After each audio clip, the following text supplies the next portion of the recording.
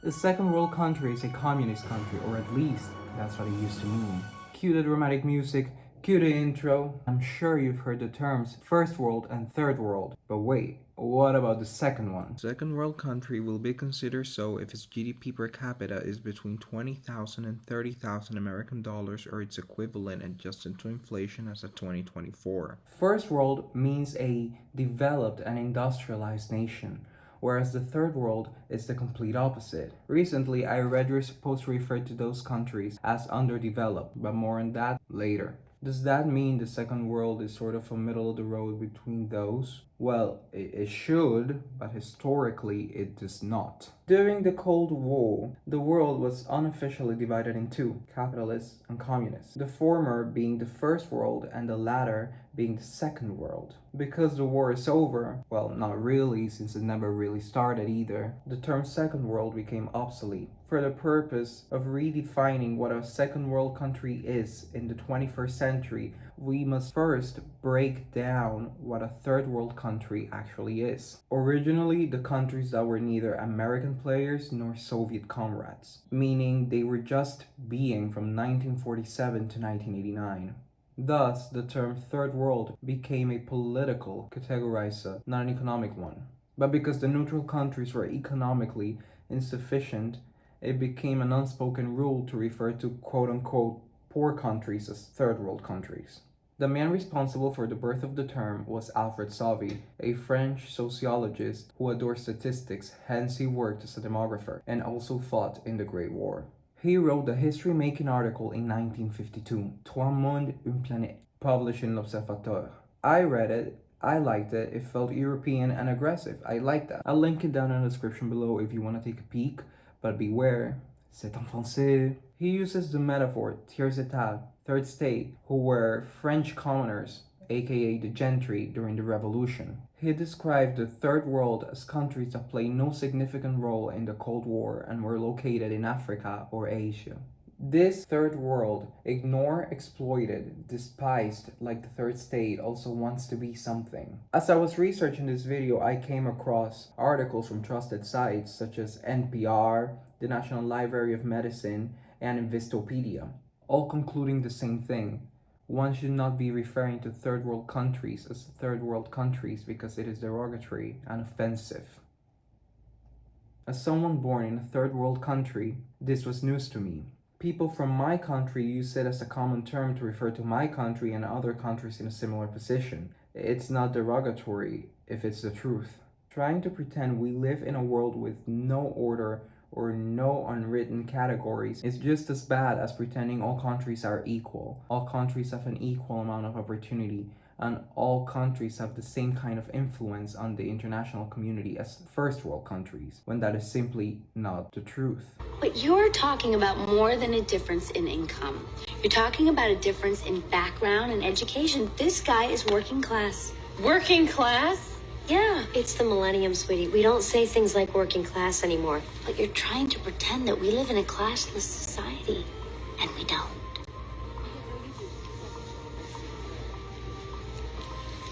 Okay, Marie Antoinette, we get the picture. Third world countries are often puppets to the phenomenon of globalization. Less wealthy nations do not possess the same highly beneficial effect of globalization as more developed countries do. Domestic industries in underdeveloped countries may be endangered due to the comparative or absolute advantage the first world possesses. Another concern is the overuse of natural resources to meet higher demands in production, or even financing. Let's say a puppeteer is financing a project for the puppet, but the puppet needs resources, so it reaches out to another puppeteer. Except this time, puppeteer number one does not like it, so it cuts all financing from the original project, leaving the puppet hanging at the seams. Want a more direct example? American and Canadian call centers usually hire overseas because it's cheaper, and you wouldn't believe the horror stories I've heard from those who've worked there. I'm talking 15-minute lunch breaks, not being able to quit, or not being able to go to the bathroom. Of course, that raises the no one is saying it but everyone's thinking it question. Is labor cheaper because the people are cheap, or is it cheaper because the people are worth less? Are they really? In terms of education, upbringing, entertainment, safety, and healthcare, They are two completely different worlds. If the chances a person is healthier, more educated, cultured, and trauma less in a first world country, then why is the term third world derogatory if it's the truth? And keep in mind, these articles were all written by people in the first world, and people born in the first world telling people from the third world how to feel. Classic puppet and puppeteer. Well, but you get the point. I am now editing the video, and the National Library of Medicine really surprised me. It was the only one that was actually written by people that have lived in those countries, that are from those countries, or have some sort of connection to poor countries. Yeah, I'm not afraid to say poor, okay? It goes to show that because you're born in a third world country does not mean you think like me. Just because you're born in a third world country, and they're biased because they work for first world countries, but everyone's biased. I'm biased. Bias is just part of being a human being. There is no consensus regarding what countries belong in the third world, but I tried to draw a map from information I found from Worldometer and Nations Online. Let me introduce the first enactment of the very world classification book. Categorizing a country as a member state of the third world requires it to meet the two following criteria. First, a country shall be classified as a third world country if its measure of GDP per capita comes out to be under 20,000 American dollars, or its equivalent adjusted to inflation as of 2024. Second, a country shall be classified as a third world country if the product of the share of the world in GDP is multiplied by nominal GDP divided by the population and further divided by 10 is under 25 points. After hearing the second clause of the second enactment, you might have been confused. I know it seemed like a lot of information to take in at first, so I'm going to show you how to apply the formula. First, I access this data from Worldometer. I'll link it down in the description below, and I'll also make sure this sheets and whatnot it's up online in case you want to go experiment. In order to determine if a country is a third world country, it shall score under 25 points. So first, I'll start from the US and then I'll drag it down because that's what I did with the others.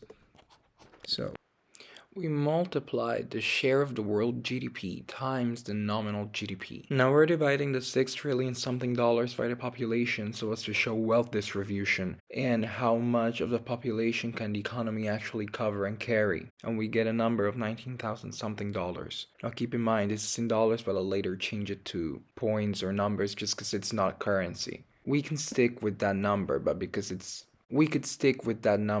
because it's really big, we further divide it by 10 in order to simplify the equation. And we get 1900 something points, meaning the US scores over 25, meaning it is not a third world country. Still, take a look at countries like Slovakia and Belarus that score under 25 points. We have defined what the third world is precisely, and here are some examples. Congo, Cambodia, Nicaragua, Jamaica, Ukraine. Now onto what entails the first world. A first world country is a developed nation, a puppeteer, constantly relevant and present in the international community in terms of media, politics, and even, but not necessarily, military. We could narrow the first world to G20 countries, but that's taking the easy way out. So let us introduce the second enactment of the very world classification book. A first world country shall be deemed so should it meet two of the three following criteria. A country shall be deemed a first world country if its measure of GDP per capita comes out to be over 30,000 American dollars or its equivalent adjusted to inflation as of 2024. A country shall be deemed a first world country if its measure of nominal GDP comes out to be over 350 billion American dollars or its equivalent adjusted to inflation as of 2024. A country shall be deemed a first world country if the product of the share of world GDP is multiplied by nominal GDP divided by the population further divided by 10 is equal to over 25 points, leaving us with countries like the US, the UK, the Netherlands, Australia, and China. We are left with the remainder, which is the second world. Countries that are not necessarily poor, but could be doing a lot better. Quality of life is decent, but it's not excellent. There is some entertainment, some presence in the international community, some relevant educational centers, but not one that compares to a first world country. Problems are relevant, but not as bad as those in the third world. So let us introduce the third enactment of the Very World Classification book. In order to categorize a country as part of the second world, it shall meet one or both of the following criteria. A second world country shall be considered so if it matches any one of the criteria of a first world country, but otherwise it will be classified as a third world country. A second world country will be considered so if its GDP per capita is between 20,000 and 30,000 American dollars, or its equivalent adjusted for inflation as of 2024. To name a few: Argentina, Brazil, Turkey, Greece, New Zealand, and South Africa. There you have it. The first, the second, and the third world, and the way to classify them using the Very World Classification book. Classifying countries is not a way of stigmatizing them, it's a way to know which countries are in need of more international cooperation and can benefit from aid. It is also a way for world leaders to make their country move up. It is also a way for people to know which category their country is in so they can work in order to further it. With nothing else left to say, my name is London. I hope you enjoyed this video and it was interesting. If you've got any questions, doubts, or arguments against the Very World Classification book or whatever I said in the video. So before you go, everything that I use, the resources, the Excel sheets, the math formulas, the maps, whatever I used in the video is going to be down in the description below. You're going to have to click a link that'll send you to my blog. And so before you go, every single thing that I use, every resource, Excel sheet, math formula, maps, is going to be down in the description below. So you're going to have to click on a link that'll send you to my website, well, my blog, either on Medium or WordPress, and it'll take you to the article, and you're going to be able to download everything. So that's it. Please comment down below. Let's make it a respectful space for debate. Like, subscribe, or whatever it is YouTubers say. Do we say YouTubers anymore, or is it content creators? I feel like we say they say content creators to distinguish themselves from TikTokers, but it's all the same thing. YouTubers are just glorified TikTokers, you know? But whatever, just subscribe. If you've chosen to support me, thank you. Thank you so much. God bless. Have a nice day.